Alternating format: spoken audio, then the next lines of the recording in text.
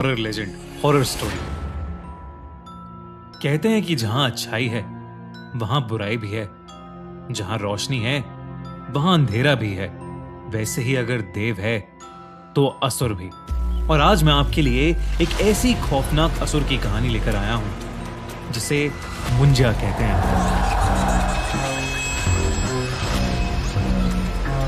Recently मैंने एक नई मूवी मुंजा का ट्रेलर देखा, जिसे देखकर मैं बड़ा इंप्रेस हो गया। पहले तो मुझे लगा ये कोई फिक्शनल कैरेक्टर है, लेकिन जब मैंने मुंजा के बारे में रिसर्च की तो मुझे पता लगा कि वो कितना भयानक है। ये कहानी अभिनव और जय की है, जो बचपन से ही बहुत अच्छे दोस्त थे। दोनों महाराष्ट्र के एक छोटे से शहर में पैदा हुए थे और समुद्र किनारे बसे उसी शहर में बड़े हुए थे। पर आज का दिन कुछ अलग था। आज अभिनव का 18th बर्थडे था।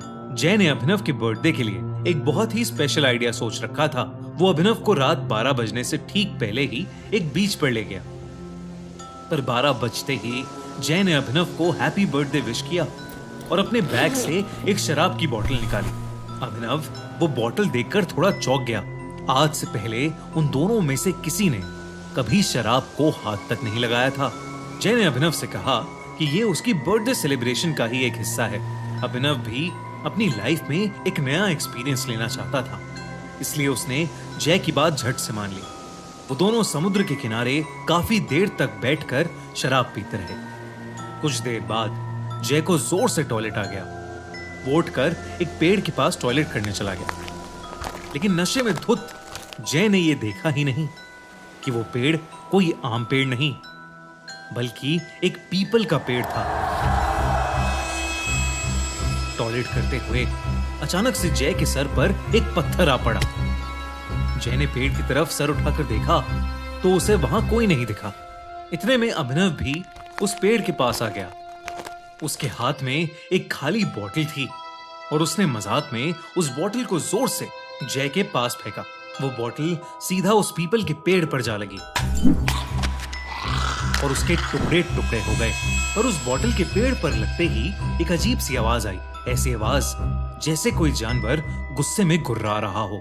1 मिनट के लिए अभिनव और जय दोनों ही शांत हो गए, लेकिन कुछ ही पलों बाद वो आवाज आना बंद हो गई। तभी अचानक से जय ने नीचे पड़े टूटे हुए कांच के टुकड़ों में से एक पीस उठाया और उस पेड़ के तने पर कांच के टुकड़े से अपने और अभिनव के नाम के फर्स्ट लेटर्स लिख दिए, A-J। जय ने पेड़ पर उस कांच को खरोचते हुए कहा, अभिनव, अब ये दिन हमें हमेशा याद रहेगा। उसके इतना बोलते ही उस पीपल के पेड़ की डालियां जोर जोर से हिलने लगी और कुछ ही सेकंड्स में एक बड़ी सी टहनी सीधा आकर जय के सर पर गिरी और जय वहीं बेहोश हो गया। ये देखकर अभिनव का नशा मानो 1 सेकंड में चूर हो गया।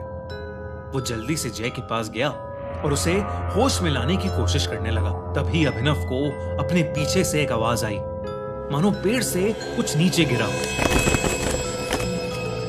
अभिनव ने जैसे ही पीछे मुड़कर देखा, उसके पैरों तले जमीन खिसक गई। उसके ठीक पीछे एक काली सी परछाई थी,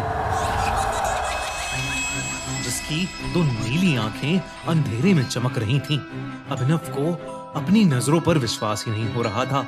अभिनव को लगा कि जो भी उसके पीछे है वो कोई ना कोई सुपर नेचुरल क्रीचर है। वो जैसे ही उस जीव से दूर जाने के लिए भागा, उस जीव ने उस पर हमला कर दिया। उसके बड़े बड़े नाखून अभिनव की पीठ में घुस गए, लेकिन चीखता हुआ अभिनव जैसे तैसे उस जीव की पकड़ से छूटा और वहां से दूर भाग गया। दूर जाकर अभिनव ने देखा कि वो जीव एक काली परछाई में बदल गया है और वो बेहोश पड़े जय के मुंह के अंदर घुस गया। और तभी अचानक जय अपनी बेहोशी से उठ खड़ा हुआ। अभिनव दूर से उसका नाम बार बार पुकार रहा था, पर जय मानो सुन्न होकर एक ही जगह पर खड़ा था। उसकी आंखें पूरी तरह से नीली पड़ चुकी थीं और वो बस वहां एक पुतले की तरह खड़ा था। तभी अचानक से जय जमीन की तरफ झुका और उसने वहां पर पड़े टूटे हुए कांच का एक टुकड़ा उठा लिया और अपनी शर्ट फाड़कर अपनी छाती पर उसी कांच के टुकड़े से वो A-J लिखने लगा। ठीक वैसे ही जैसे उसने उस पीपल के पेड़ पर लिखा था। ये सब देखकर अभिनव की रूह कांप गई थी। सुबह के 5 बज चुके थे और समुद्र के ऊपर से अब सूरज उगता दिखने लगा था। जय के ऊपर जैसे ही सूरज की रोशनी गई, जय अचानक से होश में आ गया। ऐसा लग रहा था कि जैसे उसे अपने साथ हुई कोई भी चीज याद नहीं थी और वो अपने सीने पर बने घाव को देखकर बहुत ज्यादा घबरा गया था। उसके बाद वो दोनों चुपचाप अपने घर चले गए। उस दिन शाम होते ही जय की तबीयत खराब होने लगी। जय अपने बिस्तर पर लेट तो गया, पर उसे बिल्कुल भी नींद नहीं आ रही थी। उसके दिमाग से उस जीव की शक्ल निकल ही नहीं रही थी।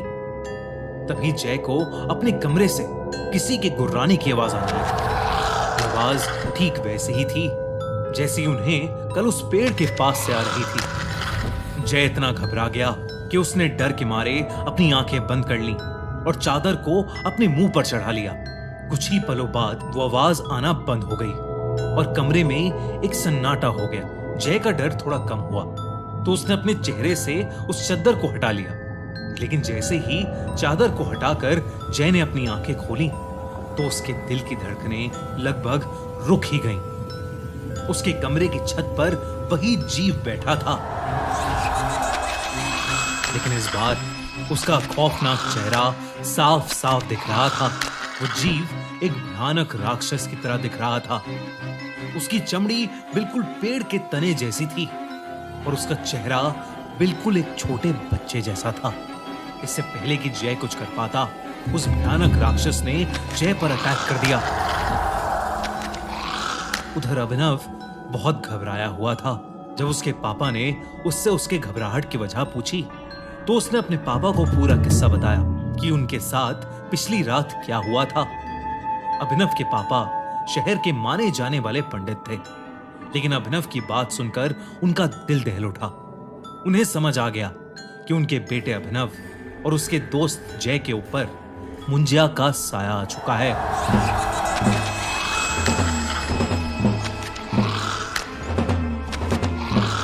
उन्होंने बताया कि मुंजिया एक ऐसा असुर है जो एक बार पीछे पड़ जाए तो पीढ़ियों तक पीछा नहीं छोड़ता।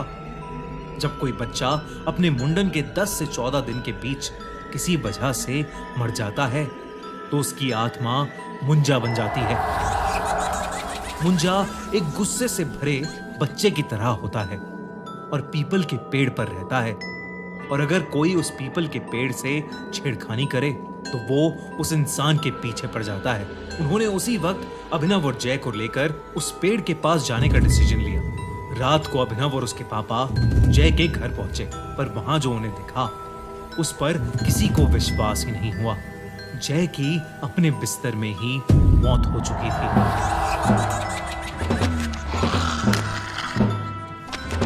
उसके चेहरे पर ऐसा एक्सप्रेशन था मानो मरने से पहले उसने अपनी मौत को करीब से देखा हो। अभिनव के पिता ये देखकर चिंता में आ गए। वो अभिनव को लेकर फौरन उस पीपल के पेड़ के पास पहुंचे और अभिनव के पिता ने उसी समय उस पेड़ के सामने एक छोटी सी पूजा करके उस मुंजा से हाथ जोड़कर माफी मांगी। वो कई घंटों तक पूजा करते रहे और उस मुंजा से माफी मांगते रहे। जैसे ही सूर्य उदय हुआ वो दोनों अपने घर वापस आ गए। उस दिन के बाद से अभिनव को कभी वो मुंजा नहीं दिखा, लेकिन अभिनव ने अपने सबसे करीबी दोस्त को खो दिया था। आज भी अभिनव शराब को हाथ नहीं लगाता और रात के समय पीपल के पेड़ के पास से कभी नहीं गुजरता। दोस्तों, मुंजा बहुत ही खतरनाक है और मुंजा की एक ऐसी दिल दहला देने वाली कहानी लेकर आ रहा है मैडॉक फिल्म्स, वही मूवी प्रोडक्शन हाउस जिसने स्त्री और भेड़िया जैसी फिल्म्स बनाई हैं। एक यंग लड़का बिट्टू जब अपने गांव जाता है तो उसे अपनी फैमिली के एक सीक्रेट के बारे में पता चलता है और तब उसका सामना होता है एक बदले से भरे मुंजिया से। क्या बिट्टू मुंजिया से अपने प्यार और अपने आप को बचा पाएगा? क्या वो अपनी फैमिली को उस भयानक मुंजिया से प्रोटेक्ट कर पाएगा? जानने के लिए देखिए